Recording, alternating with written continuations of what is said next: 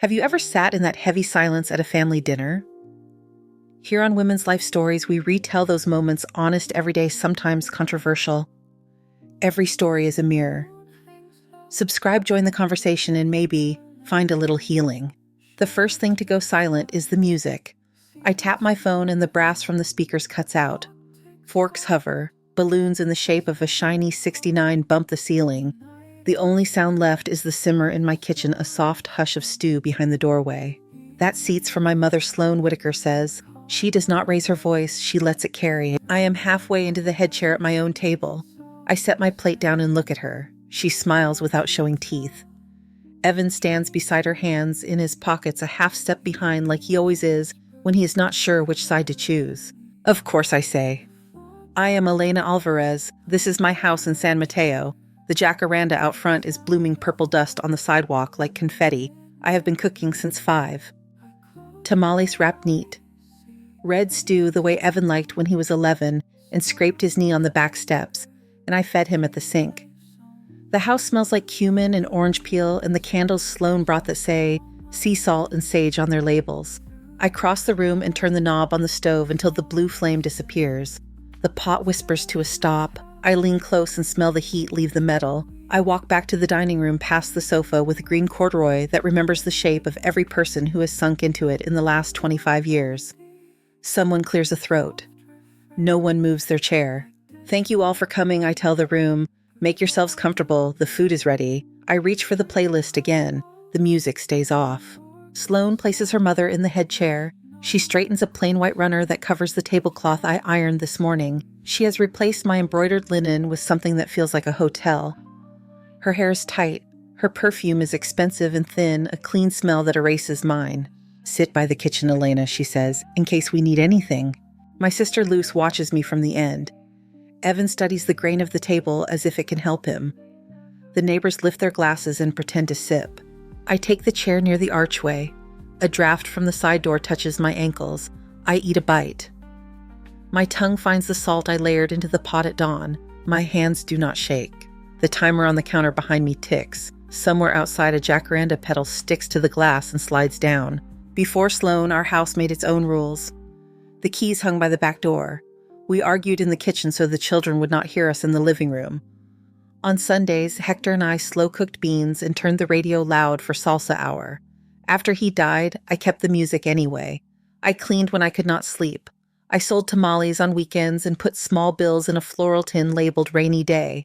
I bought that sofa when Evan turned 11. He laid on it with a popsicle and left a faint orange halo on the left cushion that never quite came out. I run my thumb over that spot now and feel where the nap runs the wrong way. I like how it looks, lived in, certain. The first time Sloane came over, she brought lilies and said my hands look strong. The second time, she asked if she could help me reorganize the spice cabinet.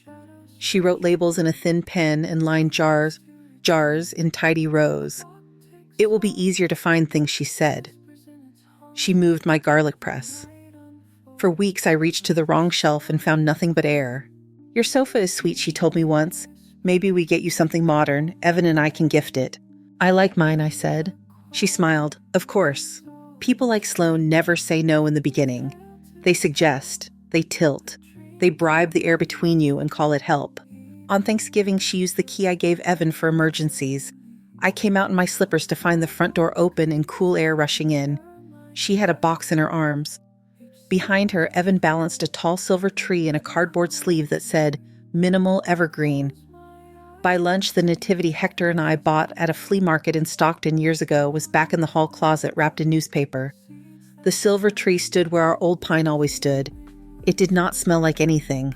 Sloane lit 2 candles that said Drift. The house filled with cold ocean and clean laundry. It looks like a magazine, her mother said that night. Sloane held her phone up to frame the room. Doesn't it? She said. I looked at the reflection in the black TV screen. For a second, I could not find myself in the picture. She began to arrive in the middle of the day. I will work here twice a week, she told me. It is quiet. We get you moving. It is good for older minds to be active. She spread her laptop on my dining table and placed a glass of water on one of my embroidered coasters. She liked the afternoon light on the north wall. She asked me to keep noise to a minimum. I ate at the stove those days. spoon in one hand, bowl in the other, standing near the burner so the clink of my spoon would not carry. I told myself it was not worth a fight. I told myself there would be a better moment. Elena, can you run the vacuum? Elena, can you refill my mug? Elena, can you get me a pillow for my back? Each sentence came like a smooth pebble skipping across a lake. Plop, plop, plop. I watched the ripples reach my chest and disappear. I did what she asked. Not because I could not say no. Because I was waiting to learn who she was when the room was not watching. People show their hands in small rooms. The night that taught me who she was came with a plastic party store sleigh bell on the front door and foil pans in the oven. She had taken over Christmas Eve without asking. She invited her family. She called it efficiency. After dinner, after her friends told her she had taste, after I stacked my plates and went to my room and cried, where no one could hear, I went for water and heard voices in the kitchen. I stopped in the dark by the archway and listened. She is 68, Sloane said. At that age, anything can happen. Her mother stirred something with a spoon. The spoon scraped metal. And are you sure he gets the house? He is the only son. His sister lives in Portland. You know how that goes. They laughed. The laugh slid across tile. I put my hand on the wall to keep from falling. When she is settled, Sloane said, we sell. San Mateo is ridiculous. We can get 3.8 easy. I have listings already. And if she lasts, there are ways, Sloane said. The spoon clicked against the pot. Assisted living. Memory care. He is already considering it. He says she is lonely. My mouth tasted like pennies. I stood there until the refrigerator motor kicked on and drowned them out. I went back to bed and stared at the ceiling and did not sleep. On December 29th, I asked Evan to come alone. We sat on the green sofa. The afternoon light fell in a stripe across the rug. My hands rested on my knees. She was talking about selling the house, I said.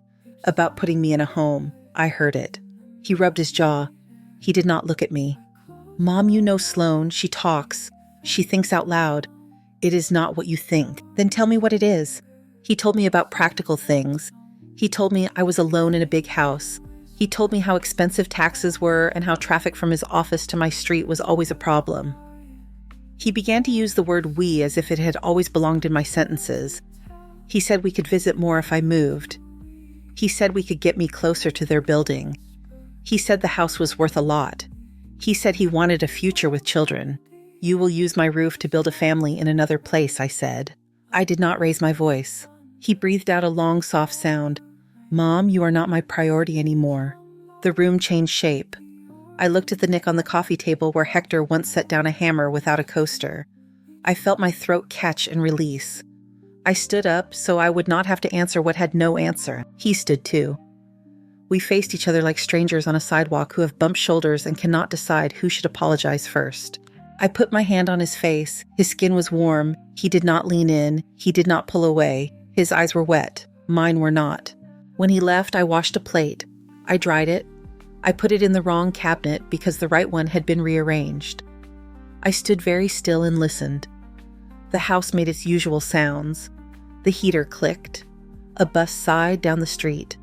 My kitchen timer under the cabinet ticked and ticked. I reached up and turned the dial until the hand pointed at 20. The metal spring set. The timer hummed in place. I breathed with it and let the sound fill the room. When it rang a clean, bright ding, I did not flinch. The next Tuesday, Sloane arrives before noon with a tote that says "Create a laptop" and a pack of pens sharp enough to slice paper. She lets herself in with the key. The jacaranda outside throws soft purple on the porch. Inside, the light is clean and empty like a waiting room. I have 2 calls, she says, already unfolding at the dining table. If you could keep it quiet. I am in the kitchen, I say.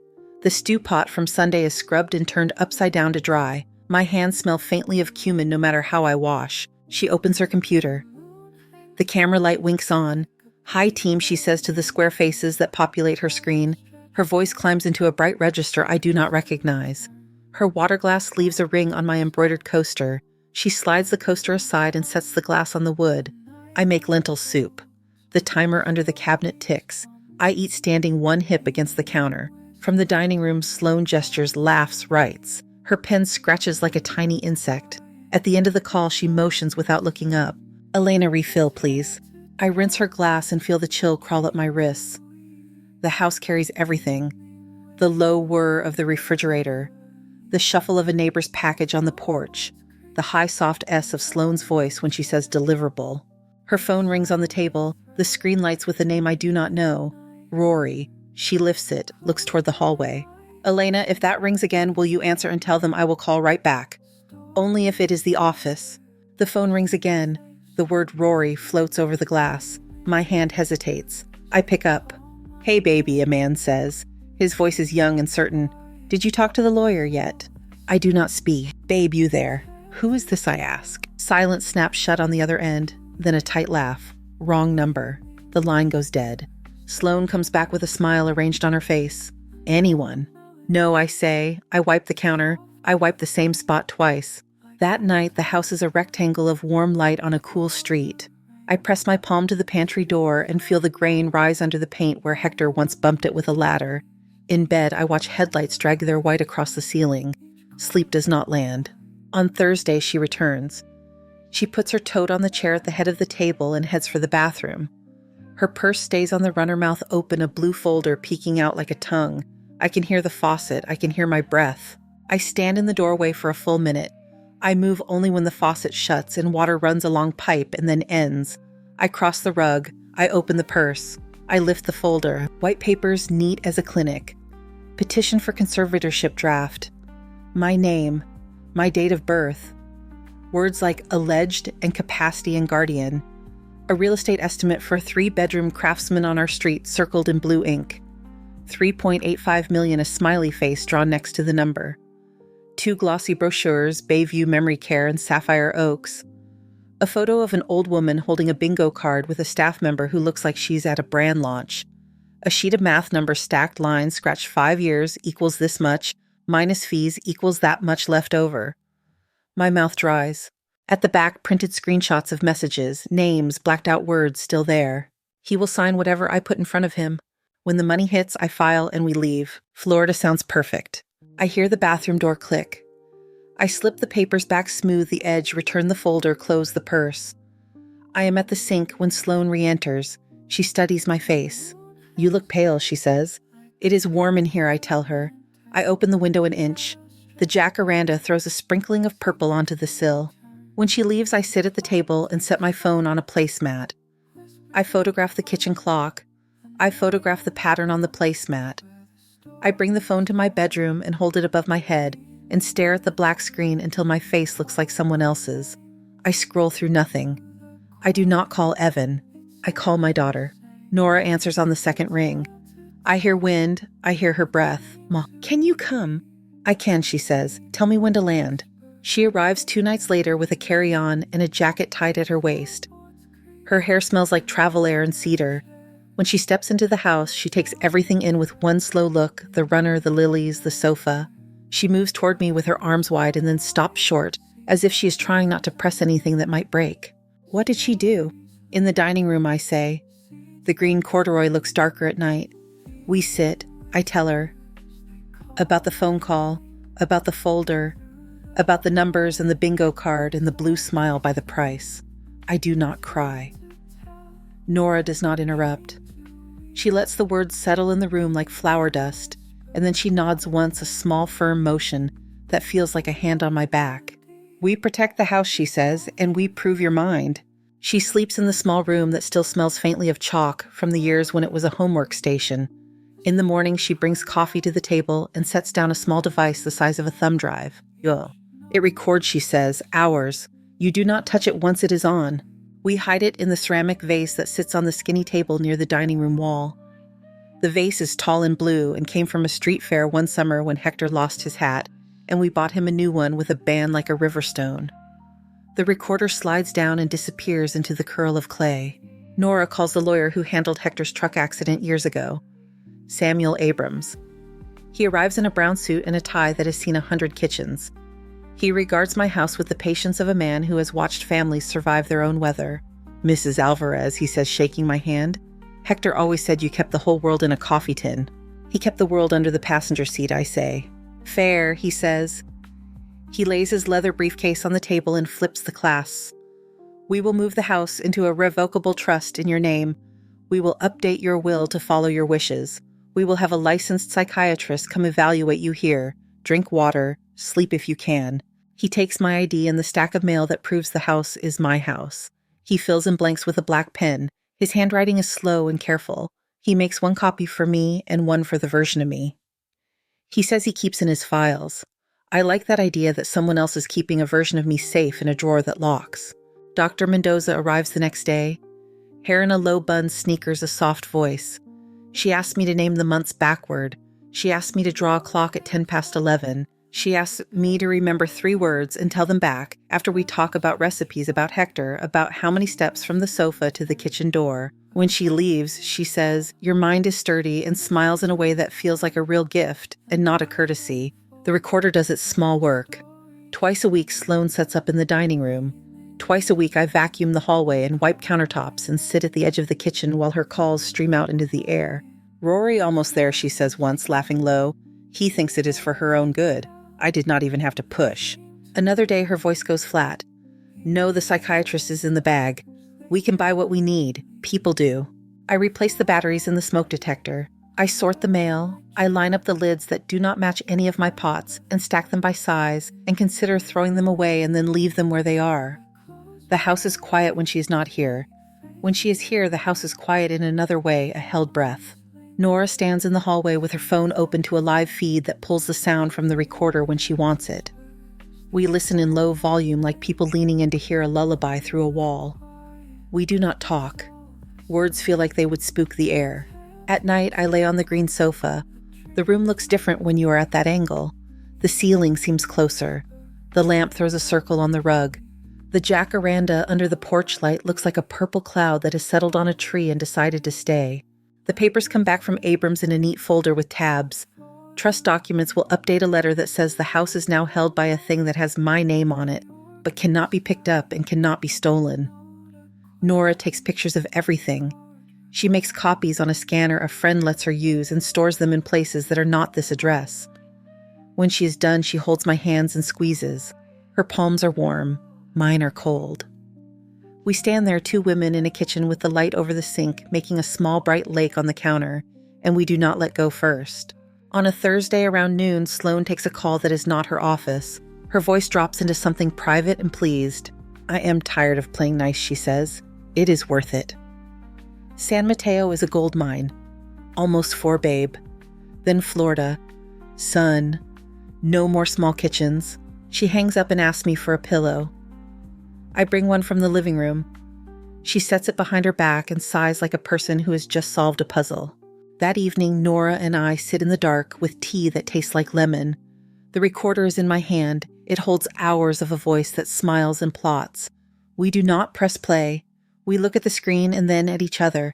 There is nothing to say that will turn the tea sweet. My phone buzzes on the table, a message from Evan.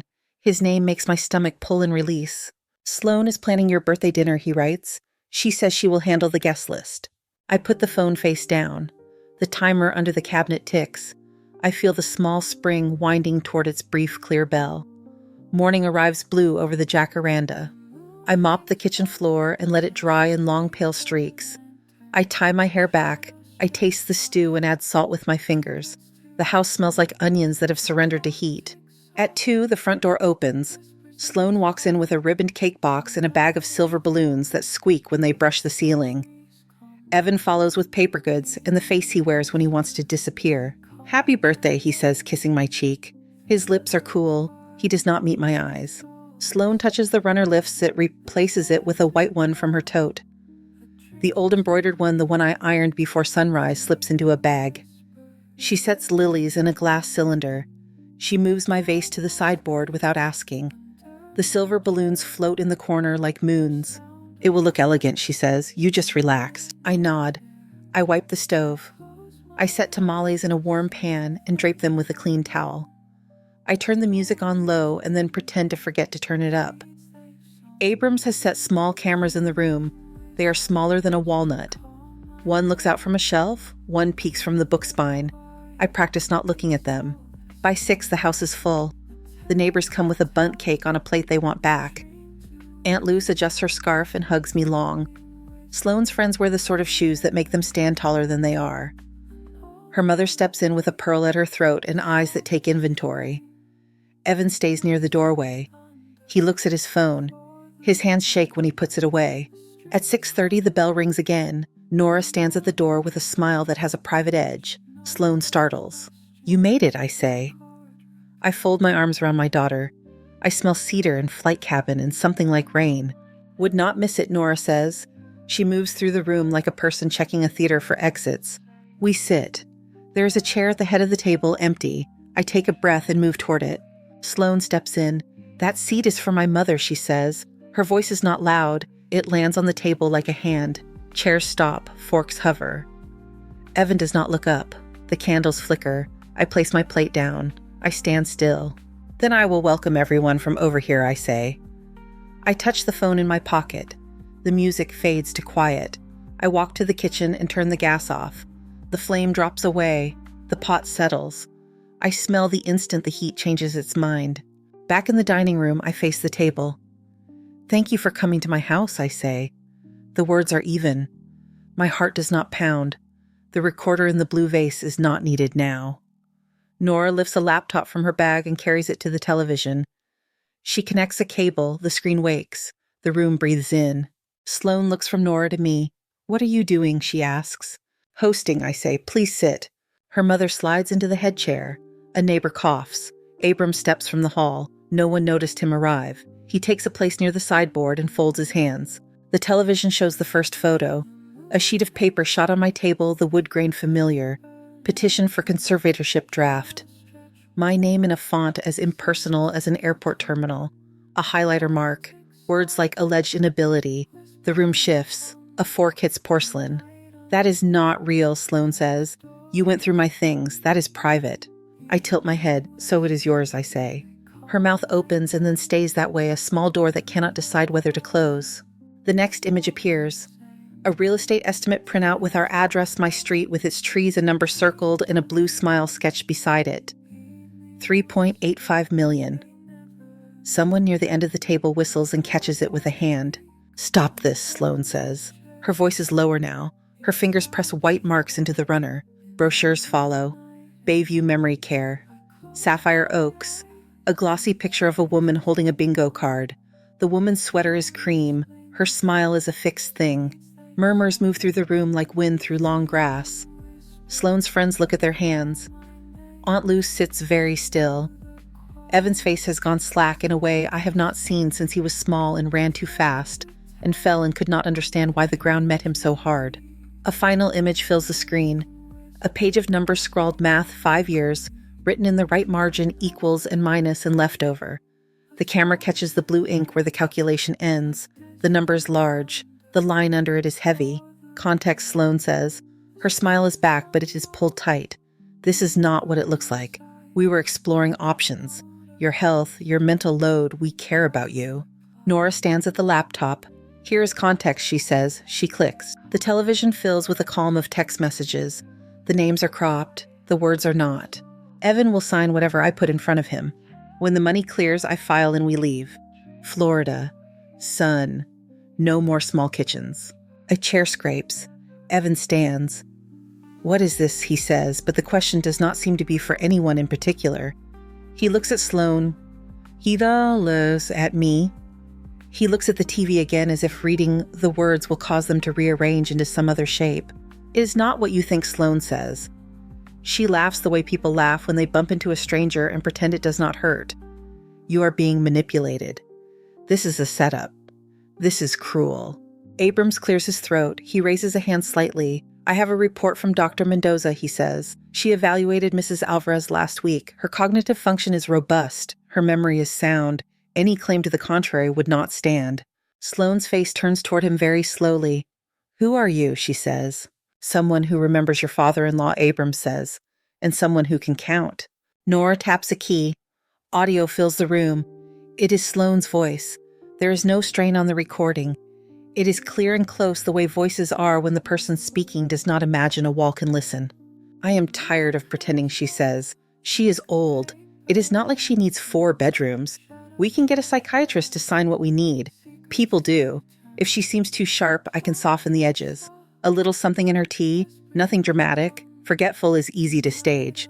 There is a sound in the room like fabric tearing, but nothing is torn. It is people breathing in and not finding enough to fill their lungs. Sloane stands up so fast her chair tips and catches itself on the rug. "That is edited," she says. "This is insane. This is defamation." Abrams opens a folder and sets a paper on the table. "We had the file authenticated by a forensic audio specialist," he says. He signed his name. "If you would like to see the signature, you may." Sloane's mother covers her mouth. The pearl at her throat looks suddenly small. On the television, another voice appears. Rory, younger than the room, smug around the edges. "Almost there," he says. 6 months if she goes easy. A year if she fights. You will be in the sun by Christmas." I know Sloane answers on the recording. "Evan is easy. He believes me when I tell him this is for her. He has always needed someone to tell him what makes him good." Evan puts his hands on the back of his chair as if he cannot hold himself up by himself. He looks at Sloane like a person who has come home to find a stranger wearing his sweater. "Is that you?" he asks. His voice is soft. It carries all the way to me. She says nothing. Nora clicks one more file. A different woman's voice joins, older, nervous. "Mrs. Mendez Sloane says on the tape, all you have to say is you saw Elena confused, that she repeats herself, that she leaves the door unlocked. 30,000 for your trouble." From the end of the table, Mr. Ramirez swears under his breath. He looks like someone has slapped him. "She asked me last week," he says. "She asked if I had noticed you wandering. I told her you water your porch plants at 8 every morning and at 8 every evening like clockwork." No one moves. The air feels heavy and close. The television screen goes black. The laptop lid shuts. The power light fades. There is no sound except a balloon shifting above a heating vent. I turn to Evan. He is pale. He has not blinked. "I gave you life," I say. My voice is small. It does not need to be large. And I chose my dignity. He closes his eyes. He opens them again. Water stands there and does not fall. He looks at Sloane. He looks like a tree that has decided which way to lean.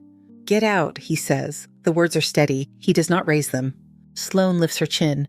"Do not be dramatic," she says. "We will discuss this when no one is watching." "Get out," he repeats. His hand is on the chair. The chair does not need him. She looks at me then. Her face is calm. Her eyes are lit from inside with something sharp. "This is not over," she says. She collects her purse. Her mother stands slowly. Silver balloons turn in the corner and make a soft whisper like distant surf. Nora powers the television down and closes the laptop. Abrams watches the door. The room does not exhale. When the door closes behind Sloane, the room stands still. The jacaranda outside lifts and settles. You can hear the house feel its own weight again. The neighbors leave with small, careful steps. Aunt Luce kisses my forehead and does not speak.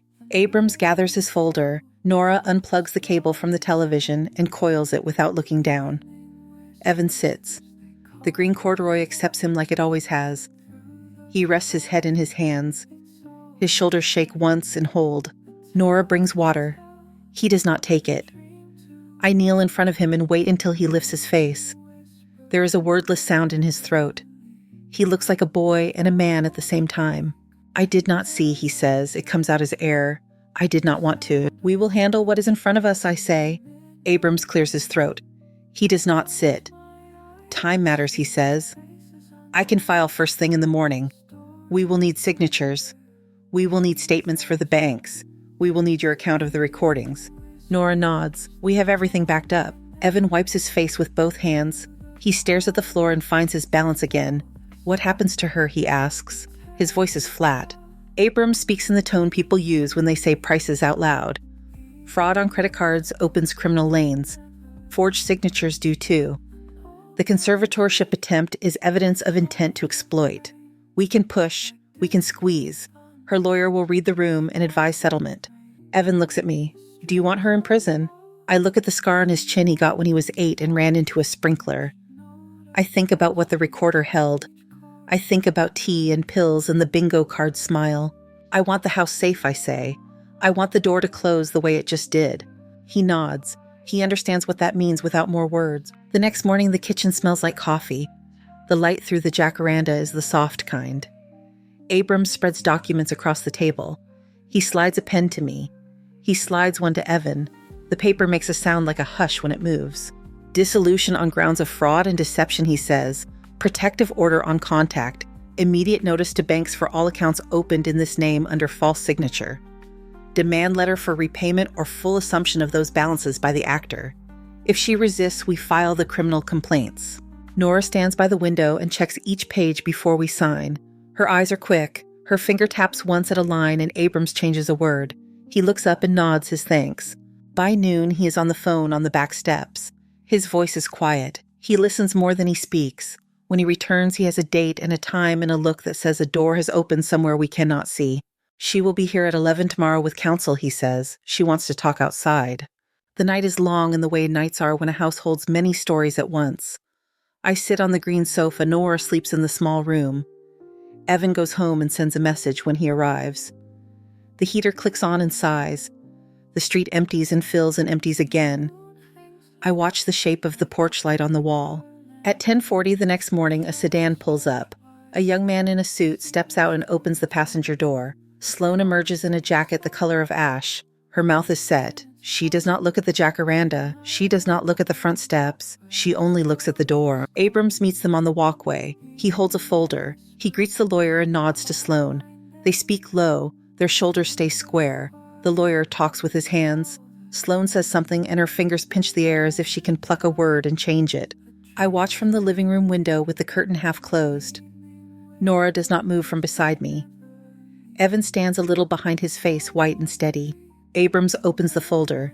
He shows a page. He points to a paragraph. The young lawyer hesitates and then leans in. Sloane shakes her head. She tries to smile. It looks like a mask that was not made for her face. She speaks too fast. The lawyer tilts his head. He touches his sleeve to quiet her. He asks a question. Abrams does not blink. There is a long pause. Sloane looks at the house. For a heartbeat, our eyes meet through the glass. There is no heat left in her look, only calculation and a thin strip of pride. She signs. Her hand trembles once. The lawyer signs. Abrams signs. The pen's cap with small clicks. The sound carries. Abrams takes the papers and walks to the door. He hands me the folder as if it is fragile. I open to the top sheet and read the first line. Words become simple when they are squared by black ink. Final, release, no claims. She renounces, Abrams says. She assumes the debts. The order stands. Any breach becomes criminal. Evan lets out a breath he did not know he was holding. He sits on the arm of the green sofa. His shoulders drop. I go to my room and take a small box from the back of my closet. It is the size of a loaf of bread. Inside are 10 envelopes I filled in quiet hours, 10 years ago when Hector had just gone and I needed to feel money take a shape I could hold. I put $10,000 in new bills inside. I place a note on top. I close the lid. The cardboard makes a soft sound. At the doorway, Abrams looks at the box and then at me. You are certain, he says. I am, I say. He carries it to the walkway and holds it out. Sloane does not take it at first. Abrams speaks. She takes the box and opens it where she stands. She reads the note. Her face folds and then smooths. She closes the lid and holds it against her chest as if it might rise from her arms and drift away like a balloon. The note is simple, so you cannot say we left you on the street. She looks at the house one last time. The jacaranda lifts, purple touches her shoes. She gets into the car. The door shuts. The sedan moves into sunlight and turns the corner. The street is quiet again. Inside, the kitchen feels larger. The air is lighter. Nora puts the kettle on. The flame blooms and holds. Evan leans forward with his elbows on his knees. I am sorry, he says. There is not a word that covers it. I let this happen. You chose the wrong voice to trust, I say. I set a cup in front of him. Choose better. He nods. He takes the cup and wraps his fingers around the heat. He stares at the steam and breathes it in like the air can steady him. Abrams gathers what remains on the table and stands. I will file this afternoon, he says. A copy will be in your mailbox by Friday. Call if anything shifts. Thank you, I say. He lifts a hand and then lowers it. He seems about to say something, then does not. He smiles in a way that feels like witness more than victory. He leaves by the front door. The latch catches with a clean click. Nora rinses 2 mugs and sets them upside down on a towel. She wipes the counter with long, slow strokes. She looks older today. She looks like herself. Evan is still on the sofa. He puts the cup down without drinking. He gets off the arm and kneels on the rug in front of me. He does not touch me. He bows his head. I will fix the cards, he says. I will speak to the banks. I will do what needs to be done. I do not expect you to forgive me. Stand up, I say. He does. His eyes are raw. I put my hand on his shoulder and feel his breath go in and out beneath my palm. You come on Sundays, I say. You knock. You ask how I am before you tell me how you are. You do not bring anyone into this house who thinks the head of the table is theirs to assign. He smiles without showing teeth. It looks real. I can do that, he says. Good, I say. Bring carnations, white. He nods and a small laugh escapes him. It sounds like it belongs to the room. Nora pours tea. We sit at the table that is held every kind of day. She pushes the sugar toward me. I shake my head. The light lays a bright path across the wood between our cups. My kitchen timer waits under the cabinet. I reach up and turn the dial with 2 fingers. The spring hums alive inside the shell. I let it run. When the bell rings, the sound is clear. The house hears it and answers by staying still. The house learns its old rhythms again. Morning light comes through the jacaranda and lands in coins on the kitchen floor. I pull the embroidered runner from a drawer and smooth it with my hands until the thread shines. The green corduroy sofa breathes like a living thing after a long-held breath. I vacuum in slow lines, lift the cushions, find a lost button in the corner of a crossword Hector never finished. On the first Sunday after the papers are filed, Evan knocks. 3 quick taps. He waits. I open. He holds white carnations in a paper sleeve from the corner market. For the table, he says. They belong there, I say. He does not look past me into the house until I step back and ask him in. He sits at the edge of a dining chair like a guest. His eyes move to the sofa, to the kitchen, to the window where the jacaranda makes a purple shadow. I make coffee and warm sweetbread. He tells me he found a small apartment in Redwood City that gets afternoon light. He tells me he has an appointment with a therapist who returns calls on time. He tells me he turned off notifications that used to tug at him every hour. He stumbles, then finds a line he can speak without apology. I would like to come on Sundays, he says, if you want that. I do, I say. He laughs softly and reaches for the bread. Sugar dusts his thumb. He wipes it on a napkin and then on his jeans. Old habits, new manners. A week becomes 2 and then 3. He brings carnations each time white, sometimes with a green edge, like the first frost. We eat simple food, beans that sat on the stove all day, eggs with a dark, crisp lace around the edge, soup that tastes better the second night. Sometimes he arrives with a loose braid of garlic and hangs it on the pantry hook where Hector used to keep the keys. He never uses a key now. On a Friday afternoon, he calls from the sidewalk and asks if he can bring someone. I say yes. He arrives with a woman with short brown hair and clear glasses that catch the light. She holds a tin with a paper label. Patricia, she says not too loud. I brought oatmeal cookies. I used too much cinnamon. I hope too much is still fine. Too much cinnamon is a good problem, I say. She asks about the jacaranda and the best time to prune so the branches do not sulk. She asks about the rug under the sofa and how to clean a spill without making a new stain in the shape of the old one. She kneels by the herb planter on the porch and rubs a basil leaf between her fingers. She brings it to her nose and smiles at the smell. We walk the garden together. I show her the beds where the tomatoes do best and the corner that always stays too wet. She listens as if she plans to grow something in the space between us. Evan stands in the doorway with his hands in his pockets and watches us with a look I have not seen on his face in a long time. It looks like weather after a storm when colors return. On her 3rd visit, Patricia helps me stack plates after dinner. She dries with a towel that is older than she is and does not complain about the threadbare edge. May I ask something, she says? She sets a plate on the runner and squares it with the table's lines. Would you teach me your tamales? I want to get them right. I have only ever gotten them almost right. We will try, I say. I hand her the timer from under the cabinet. Its surface has small scratches from years of fingernails and flour. This keeps time better than I do. If it says 15, it means 15. She turns it in her palm, listens to the hum, and grins at the soft machinery inside. I can listen to that. Spring slips toward summer. The jacaranda throws more purple. The porch sweeps itself with wind and still needs a broom. Nora flies down one weekend and fills the kitchen with cedar and airport coffee. She sits with Patricia and talks about students and reading lists and the best way to coax a reluctant kid through fractions. They laugh with their heads close and forget there are other people in the room. A letter arrives from the bank with crisp paper and heavy ink. It says certain accounts have been closed. It says balances have been reassigned. It says a word that was once dangerous now belongs to someone else to carry.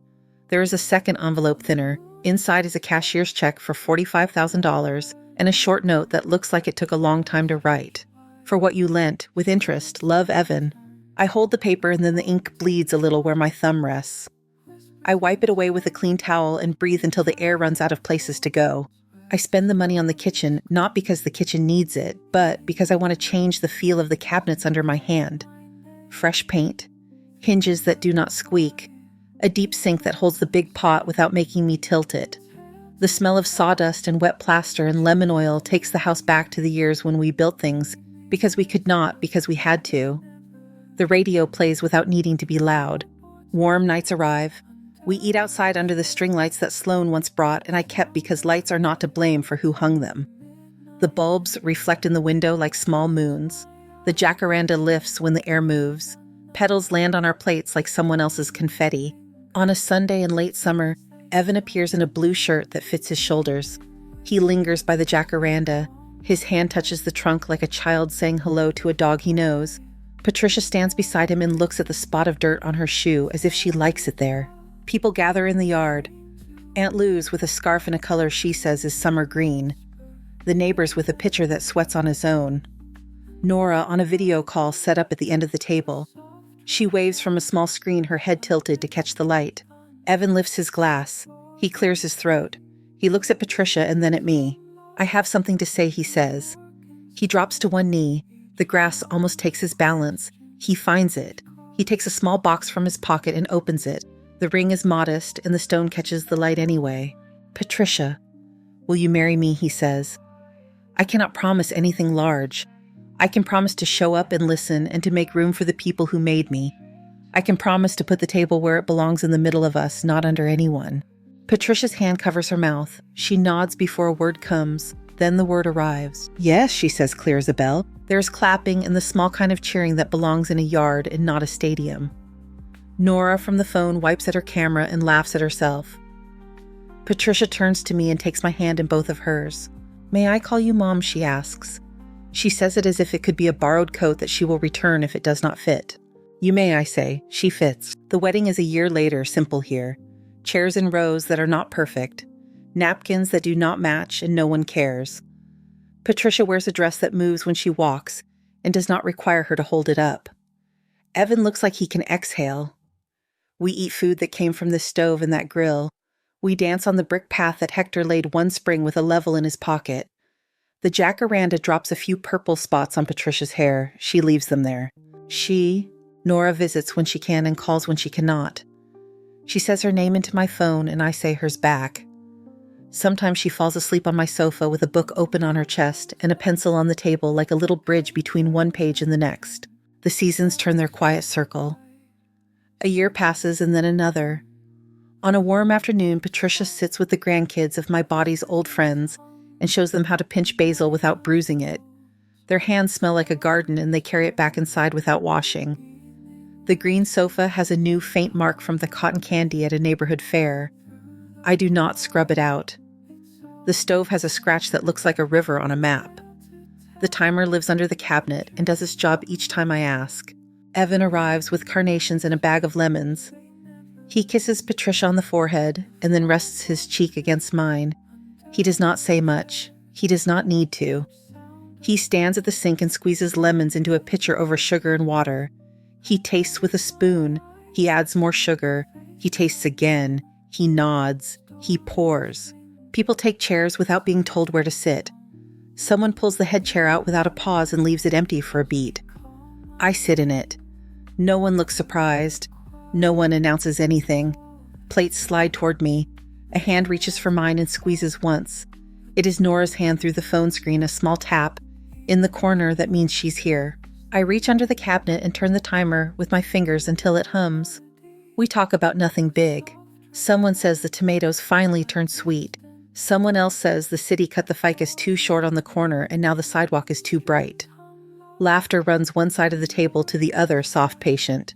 The bell rings. A clean small sound. I stand and carry a tray to the table. Steam rises and catches the light.